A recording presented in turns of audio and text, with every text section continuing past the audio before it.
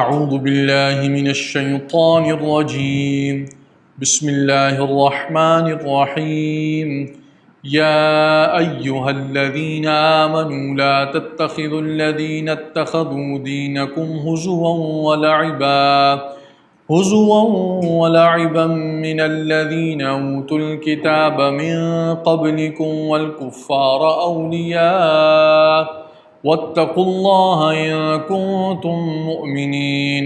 وإذا ناديتم إلى الصلاة اتخذوها هزوا ولعبا ذلك بأنهم قوم لا يعقلون. آمنت بالله صدق اللہ العظیم. سورۃ المائدہ کی آیت نمبر 57 سے ہم ابتدا کر رہے ہیں. یہ سورۃ المائدہ کا 9واں رکوع ہے اور چھٹے پارے کا 13واں رکوع ہے. اللہ تعالیٰ فرماتے ہیں کہ اے ایمان والو، تم مت پکڑو دوست ان لوگوں کو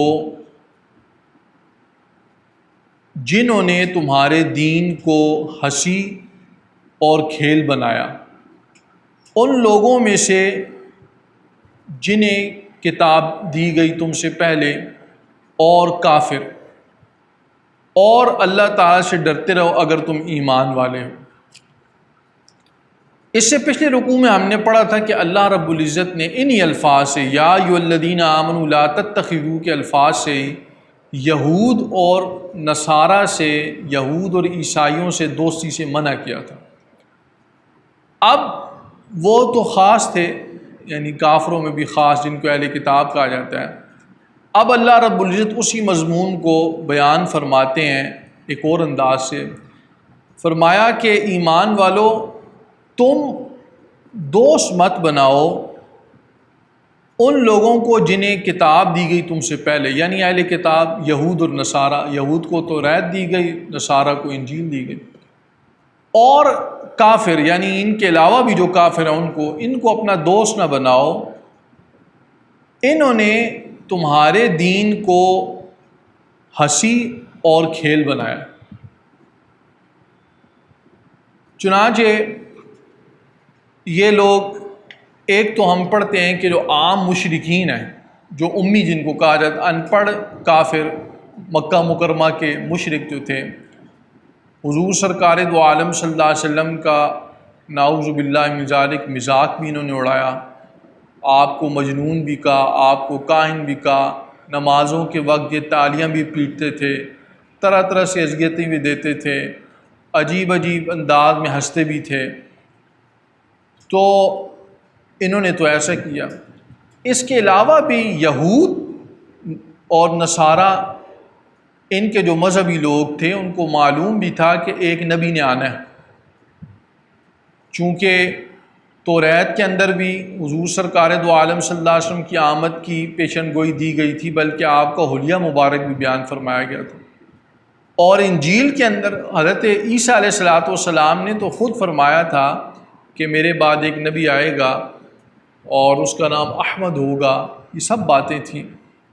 اگرچہ ان کتابوں میں تحریف ہو گئی تھی، چینجز کر دی گئی تھی، لیکن پھر بھی آخری نبی کی بشارتیں تھیں. تو ان لوگوں نے کیا کیا کہ جب ان کو ساری باتیں پتہ بھی تھی، پھر بھی دین کو ایک مذاق بنا دیا. بجائے اس کے ایمان لاتے، طرح طرح کی باتیں نکالی اور طرح طرح کے اعتراضات کیے. تو ایسے لوگوں کو تم اپنا دوست نہ بنانا، کیونکہ آدمی المرء علی دین خلیلی فلینظر بمن یخالل او کما قال، کہ آدمی اپنے دوست کے دین پر ہوتا ہے. پس آدمی کو چاہیے کہ دیکھے کہ وہ کس کے ساتھ دوستی کر رہا ہے. چنانچہ ہم دیکھتے ہیں کہ اگر ایک آدمی وہ فاسق فاجر لوگوں کے ساتھ اٹھنا بیٹھنا شروع کر دے تو اس کی بھی عادتیں وہی بن جاتی ہیں آہستہ آہستہ. ایسے ہی اگر ایک آدمی وہ نیک لوگوں کے ساتھ اٹھتا بیٹھنا شروع کر دے، آہستہ آہستہ خود اس کی طبیعت نیکی والی بن جائے گی. جو لوگ ایسے معاشرے میں چلے جاتے ہیں جہاں اکثریت غیر مسلموں کی ہے، تو بعض دفعہ دیکھنے میں آتا ہے کہ وہ اپنے دین میں بہت کمزور ہو جاتے ہیں، حتیٰ کہ ان کی اولادیں جو ہے وہ ارکان اسلام سے بیگانہ ہونے شروع ہو جاتی ہیں.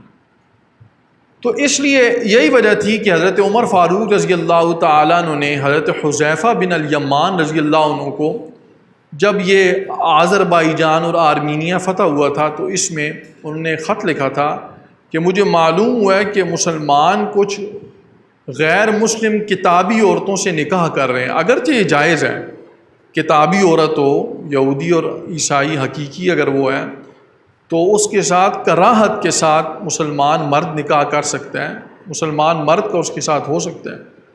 لیکن حضرت عمر رضی اللہ عنہ نے جب یہ دیکھا تو انہیں یہ معلوم، چونکہ ان کی فراست تھی حضرت عمر کی، انہیں خطرہ انہوں نے بھانپ لیا کہ آج یہ اس طرح کر رہے ہیں، کل کو وہ جو عورت ہے وہ ان کے دین پہ اثر انداز ہوگی، ان پہ نہیں تو ان کی اولادوں پہ ہو جائے گی۔ چنانچہ ہم دیکھتے ہیں کہ ماں کی تربیت کو اولاد پہ اثر پڑتا ہے، تو ان نے منع فرما دیا۔ تو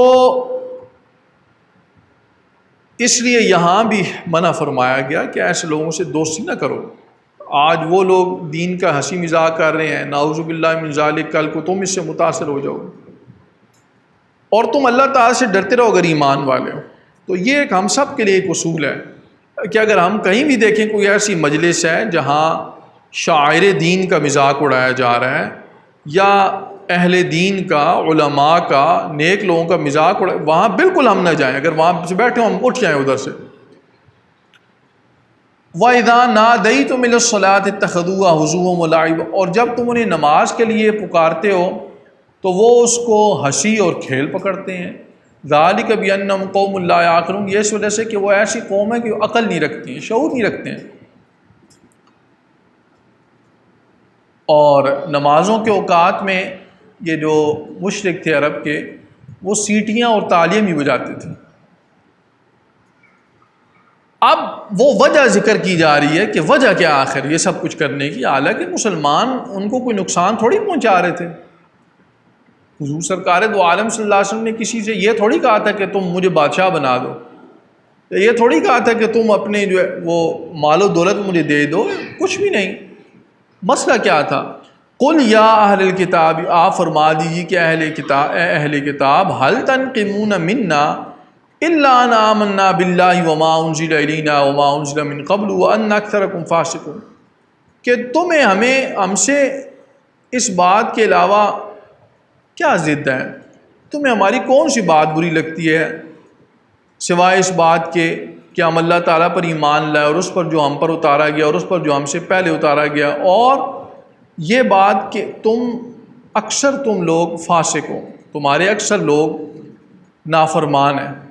تو ضد تمہیں صرف اس بات سے ہے کہ ہم اللہ پر ایمان لیں اور جو اللہ تعالیٰ نے اتارا حضور سرکار دو عالم صلی اللہ علیہ وسلم پر، اس پر ایمان لے آئیں۔ قل هل انبئکم بشر من ذلک مثوبۃ عند اللہ، آپ فرما دیجئے کیا میں تمہیں بتاؤں اس سے بھی بہتر، اس سے بھی بدتر، بشر من ذلک، اس سے بھی بدتر انجام والے لوگ اللہ تعالیٰ کے نزدیک، یعنی کہ جس بات کو تم برا سمجھتے ہو نا، اس سے بھی بدتر انجام کے اعتبار سے جو لوگ ہیں اللہ تعالیٰ کے نزدیک، میں تمہیں ان کا بتاتا ہوں وہ کون ہے۔ من لعنہ اللہ، جس پر اللہ تعالیٰ کی لعنت ہوئی، اللہ تعالیٰ کی جس پر پھٹکار ہوئی، وغضب علیہ، اور اس کا اس کے اوپر غصہ ہوا، وجعل منہم القردۃ والخنازیر، اور ان میں سے بنائے اس نے بندر اور سور، وعبد الطاغوت، اور انہوں نے شیطان کی پرستش کی، اولئک شر مکانا واضل عن سواء السبیل، وہ لوگ مکان کے اعتبار سے، ٹھکانے کے اعتبار سے بھی بدترین ہیں اور سیدھے راستے سے ہٹے ہوئے ہیں، اس سے بہک گئے ہیں۔ تو حقیقت میں اللہ رب العزت کے نزدیک جو بدترین لوگ ہیں وہ ہیں کہ جن سے اللہ تعالیٰ ناراض ہو اور وہ اللہ تعالیٰ کی ان پر لعنت پڑی، یعنی اللہ تعالیٰ کی رحمت سے دور ہو گئے، جیسا یہود کے ساتھ ہوا تھا۔ ان کی ایک جماعت کو اللہ تعالیٰ نے بندر بھی بنا دیا تھا ان کی نافرمانیوں کی وجہ سے، اور ایسے ہی شیطان کے پیروکار جو شیطان کی بات مانتے ہیں اور شیطان کو خوش کرتے ہیں، تو یہ اللہ تعالیٰ کے نزدیک ان کا ٹھکانہ زیادہ، یعنی یہ بدترین ٹھکانے والے لوگ ہیں اور سیدھے راستے سے بہکے ہوئے لوگ۔ وَإِذَا جَاءُوكُمْ قَالُوا آمَنَّا، اور جب وہ آتے ہیں آپ کے پاس تو کہتے ہیں ہم ایمان لے آئے۔ جب وہ تمہارے پاس آتے ہیں لوگ تو کیا کہتے ہیں ہم ایمان لے آئے۔ وَقَدْ دَخَلُوا بِالْكُفْرِ وَقَدْ خَرَجُوا بِهِ، حالانکہ ان کی حالت یہ ہے کہ وہ کفر کے ساتھ داخل ہوئے، کفر کو لے کر داخل ہوئے اور کفر کو لے کر ہی باہر گئے۔ وَاللَّهُ أَعْلَمُ بِمَا كَانُوا يَكْتُمُونَ، اللہ تعالیٰ زیادہ جانتا ہے جو وہ چھپاتے ہیں۔ وَتَرَىٰ كَثِيرًا مِّنْهُمْ يُسَارِعُونَ، اور تو دیکھے گا کہ ان میں سے بہت سارے لوگ لپکتے ہیں فی الاسم، گناہ میں، والعدوان، اور ظلم میں، واکلہم السحت، اور حرام کھانے میں، لبئس ما کانوا یعملون، البتہ وہ چیز بری ہے جو وہ کرتے ہیں۔ یعنی ان میں سے ایک کثیر تعداد کیا کرتی ہے، اس کے بڑے بڑے 3 گناہ ذکر کیے۔ گناہ کے اندر پھر بہت سے گناہ ہیں۔ ظلم بذات خود گناہ ہے لیکن اس کو علیحدہ سے ذکر کیا گیا، اور اکلہم السحت، حرام کھانا بھی تو گناہ ہے لیکن اس کو علیحدہ سے ذکر کیا گیا۔ معلوم ہوا کہ ظلم اور حرام کھانا یہ بہت بڑے بڑے گناہ ہیں، اور حرام خوری تو ایسا گناہ ہے کہ اس کی وجہ سے آدمی کی دعائیں بھی قبول نہیں ہوتی ہیں، اور دوسرا یہ دوسرے کے حق تلفی بھی ہے۔